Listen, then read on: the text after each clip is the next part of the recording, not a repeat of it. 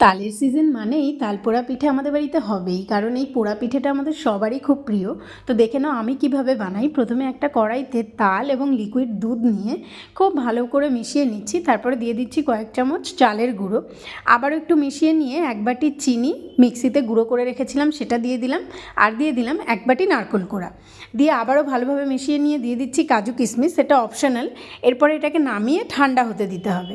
এদিকে একটা কড়াইতে দেখো একটু সর্ষের তেল মাখিয়ে নিচ্ছি, আর কয়েকটা কলা পাতা আমি ভালো করে কেটে ধুয়ে রেখেছিলাম, সেই পাতাগুলো বিছিয়ে দিয়ে এই যে মিশ্রণটা যেটা বানিয়ে রেখেছিলাম সেটা দিয়ে উপর থেকে একটু প্লেন করে মসৃণ করে নিয়ে আবারও উপর থেকে দেখো একটা কলা পাতা দিয়ে আমি ঢেকে দিচ্ছি, দিয়ে ঢাকা চাপা দিয়ে এটাকে মোটামুটি 15 মিনিটের জন্য গ্যাসে বসিয়ে দিলাম লো ফ্লেমে। এরপর খুব সাবধানে এটাকে উল্টে আবারও 15 মিনিট এটাকে করে নামিয়ে নিলেই রেডি হয়ে যায়। এটা তাওয়াতে করলে বেশি টেস্টি হয়, মাকে দেখতাম তাওয়াতে করতে। তো যাই হোক, এরপর এটাকে কেটে নিলে